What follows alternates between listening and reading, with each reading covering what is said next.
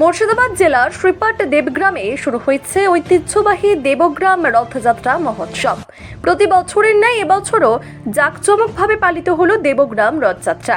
রথযাত্রাকে ঘিরে গোটা এলাকায় এখন উৎসবের আমেজ। সকাল থেকেই ভক্ত ও দর্শনার্থীদের উপচে পড়া ভিড় লক্ষ্য করা গেছে। আয়োজকদের পক্ষ থেকে জানানো হয়েছে 7 দিনব্যাপী এই মহোৎসবে প্রতিদিন অনুষ্ঠিত হবে ইস্কন ভজন, হরিনাম সংকীর্তন, ধর্মীয় আলোচনা, সাংস্কৃতিক অনুষ্ঠান, একাধিক আকর্ষণীয় আয়োজন। দূর দূরান্ত থেকে অসংখ্য ভক্ত ও দর্শনার্থী এই মহোৎসবে অংশ নিতে শ্রীপাট দেবগ্রামে আসছেন। মহোৎসব উপলক্ষে প্রবেশদ্বার সুসজ্জিত তোরণ ও ধর্মীয় আলোকসজ্জায় সেজে উঠেছে। দর্শনার্থীদের নিরাপত্তা ও শৃঙ্খলা বজায় রাখতে প্রশাসনের পক্ষ থেকেও প্রয়োজনীয় ব্যবস্থা গ্রহণ করা হয়েছে। ঐতিহ্য, ভক্তি ও সংস্কৃতির মিলন মেলায় মুখর হয়ে উঠেছে শ্রীপাট দেবগ্রাম। আগামী 7 দিন ধরে চলবে এই রথযাত্রা মহোৎসব।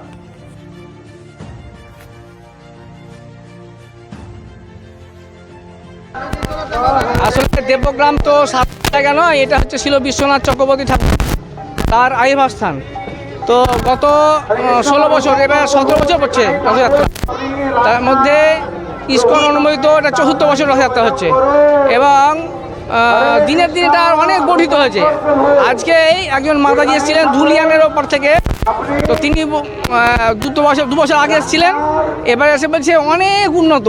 আমি যা দেখি পাচ্ছি অনেক ভক্ত বেশি, অনেক জায়গা বেশি, অনেক কিছু।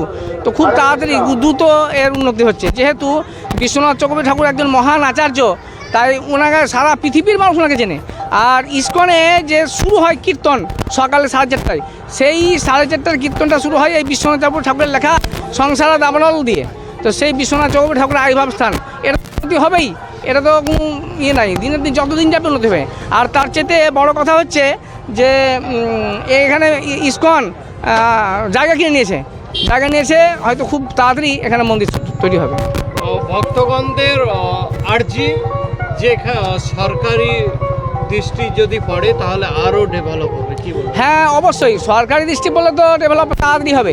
হ্যাঁ, তো সেই জন্য আমরা চাই যে সরকার আমাদেরকে একটু সাহায্য করুক। কেন এখানে যে এত সুন্দর একটা জায়গা, এত গুরুত্বপূর্ণ জায়গা, যেটা এই গ্রামের মানুষই জানে না, আশেপাশের মানুষ তো দূরের কথা, এই গ্রামের মানুষই এই জায়গার মাহাত্ম মূল্য বুঝতে পারছে না।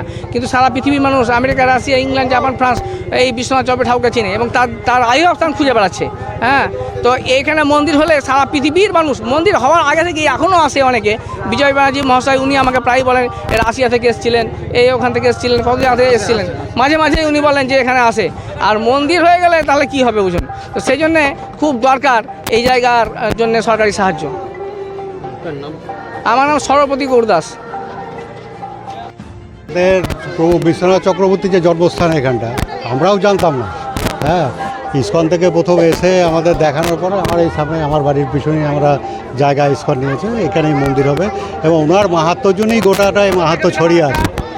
হ্যাঁ, সেই জন্যই এখানে এত ভিড়। এবার যত দিন যাবে আমরা যদি সরকারি কোনো কিছু পাই তাহলে আরও বেশি আমরা করতে পারবো, আরও বেশি মানুষ আসবে, আরও বেশি দেখাতে পারবো। হ্যাঁ, এটাই আমাদের কাম্য সরকারের কাছে। আমার নাম সন্দীপ মুখার্জি। রথযাত্রা উপলক্ষে প্রচুর ভক্তগণ এখানে উপস্থিত হন, কি বলবেন? কারণ বিশ্বনাথ চক্রবর্তী হচ্ছেন ওই মায়াপুরের গুরু পরম্পরার 27তম মহাপুরুষ, 22তম হচ্ছে চৈতন্যদেব মহাপ্রভু এবং ইস্কনের যারা দীক্ষিত তারা এখানে সবাই এই রথে জমায়েত হয়। এই কারণেই হয় যে উনি একজন মহাপুরুষ এবং এই গ্রামে ওই বিশ্বনাথ চক্রবর্তীর জন্মস্থান বলে এই গ্রামে বেশি ভক্তের ভিড় হয়। আর বিশ্বনাথ চক্রবর্তী যে উনি বললেন যে সংসারও দাবানলে, এই যে ওর মানে গাওয়া একটা টিকা, সেই টিকা দিয়ে ইস্কন মন্দিরে মঙ্গল আরতি করা হয়। আমার নাম বিজয় ব্যানার্জি।